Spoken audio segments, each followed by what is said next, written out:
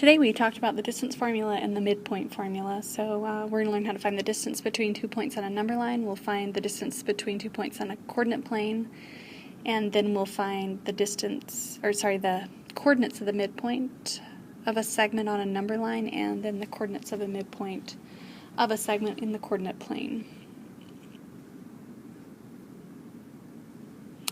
So before we do that, we're going to start with rationalizing the denominator, and what we do to do this is we manipulate a fraction in such a way as to eliminate the radical in the denominator. To do this, we multiply both the numerator and the denominator by the radical. So to rationalize each radical here, or it should say each fraction, then we want to get rid of that root 5, and the only way to get rid of it is to multiply by something to get rid of it. Now, if we multiply by 1 over 1, then we have not changed this fraction. We've done nothing to it. So instead of using the 1 over 1, we're then going to say, how can I get rid of this radical? To get rid of the radical, if we multiply it by itself, then we will be able to get rid of it. So that gives us 3 root 5 on the top when we multiply across the top, and then the root 5 times the root 5 gives us the square root of 25, which is just 5. Or it's the same as root 5 squared, and we've talked about how if you square a square root, those are opposite operations, and so that you will be just left with that 5. So on B, we want to eliminate that root 7 on the bottom, so we're going to multiply top and bottom by root 7. Remember, that's the same as multiplying by 1. So then we get 7 root 7 on the top, and we multiply the root 7 times root 7 on the bottom to get 7. And then you can see here, if the numbers are both outside that radical, then we can simplify them. And those divide out, so we are left with root 7 as our answer. On the last one, we don't have to worry about that too. We just want to eliminate the radical, so we're only going to multiply by root 3. So we get 5 root 3 on the top, and then we have this 2, and then the root 3 times root 3 is 3. And you will end up multiplying those. So then we simplify this 5 root 3 all over 6. The last thing you would look for is, do the 5 and the 6 simplify? And no, they don't, so we are finished. And that one is in simplified form. Okay, on example 2, it asks us to use the number line to find each measure. Okay, so on this, we can solve this several different ways. On the first one it says, what is the measure from A to C, or the distance from A to C? So we can either count each tally, 1, 2, 3, 4, 5, 6, 7, and say that this is 7 units long, or we could say C is on 5, A is on -4, so we can take 5 minus a -4, and as long as we get an absolute value here so that it ensures that the answer is positive, then that would be good.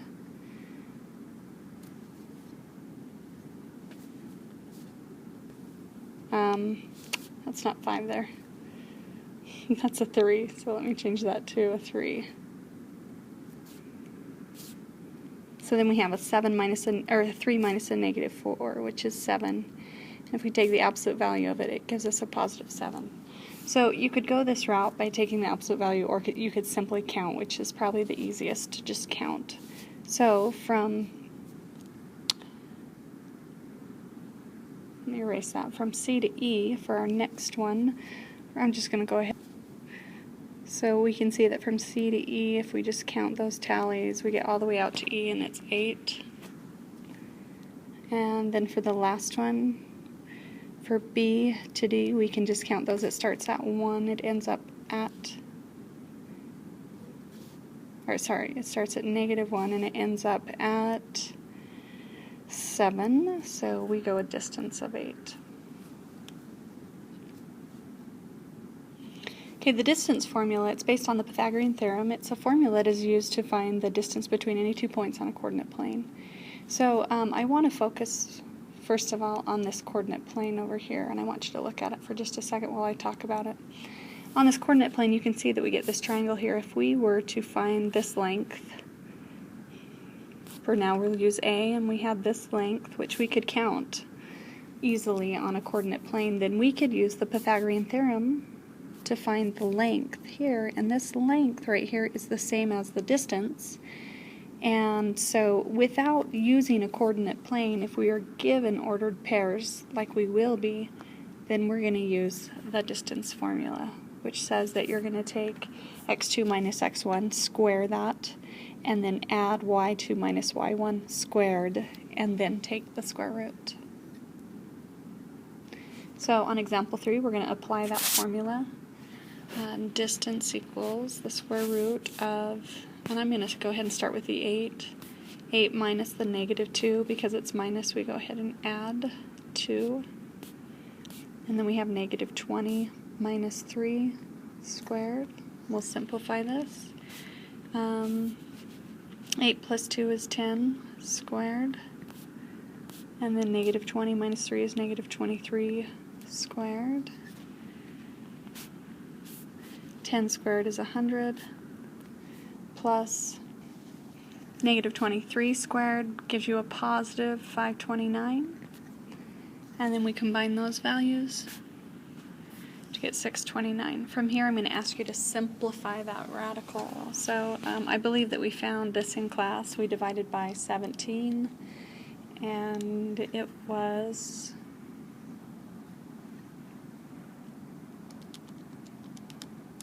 37. When we looked at these two numbers, we said they're both prime, and because they're prime and they won't break down, then our final answer we're going to leave as that radical of square root of 629. So I'll erase that so we know this is what our final answer is. Okay, on the second one we'll do the same thing, just practice. So I'll start with that negative 4 minus 4 squared and 2 minus 17 squared. So negative 4 minus 4 is negative 8. And 2 minus 17 is negative 15 squared. And it's important to remember that when we square a negative, we get a positive. So negative 8 squared gives us positive 64. Negative 15 squared gives us positive 225. We add those two together and we get 289. And the square root of 289, this is a perfect square. And it gives us 17.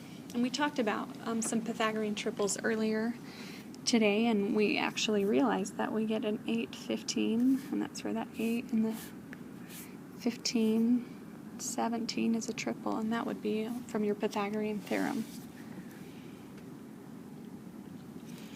Example 4 wants you to use that use a number line here and find the midpoint of each segment. So if we remember that the midpoint is the number right in the middle, we have K, M, and we used kind of our statistics idea. We crossed off until we got to the middle, and we can see that 2 is right in the middle. We did that with medians earlier when we did a unit on statistics. So that's one way you could do that, or you could add negative 2 plus the 6 and divide that by 2. And that gives us 4 over 2, which is 2. So it's almost just as easy just to count, but whatever method you want to use there to find those values.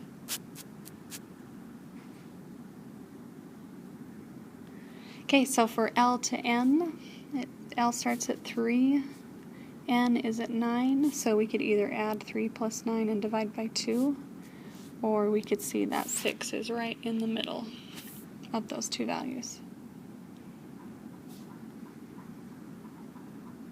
Okay, from L to M, we could either add 3 plus 6 and divide by 2, or we could say, hey, it's right in between these two values. So that's it, 4.5 or 4.5. Okay, a midpoint is a point that bisects a segment giving two equal segments. We did a problem of the day referring to a midpoint where I had you solve it, understanding what B as the midpoint does. But this says that it bisects. So we have the segment right here. This B value cuts it in half so that this length from B to C is equal to the length from A to B. And that's what those little hash marks refer, is that those two are equivalent. They're the same. They're equal. They have the same measure. They have the same distance. The midpoint formula is an average, and that's important to understand. And if you notice on the last one, we actually added two values and divided by 2 on the last example. But it's an average of the endpoints. So if the endpoints are x1 and x2, x1, y1, and x2, y2, then we'll use this formula to find the midpoint. And then I just wanted to reiterate that it is an average. We add and divide by 2. So on example 5, it says find the coordinates of a midpoint having the given endpoints. So these are endpoints in the coordinate plane. Now you could always graph them over 8 down 20, back 2 up 3, draw the segment, and then calculate the point in the middle. Or I believe it's just as fast to use our midpoint formula. So our midpoint formula, and I'm going to say midpoint using MP equals, we take our x's and we add them, so 8 plus a negative 2, and then divide by 2. And then our y values, negative 20 plus 3, divided by 2. So 8 plus negative 2 is 6. Negative 20 plus 3 is negative 19. And then we'll go ahead and simplify those values. 6 divided by 2 is 3, and negative 19 divided by 2 is negative 9.5. So either negative 9.5 or negative 0.5 will be acceptable there. On B, we'll practice it again. So we take negative 4 plus 4, our x values, add them, divide by 2. And our y values, we add them and divide by 2.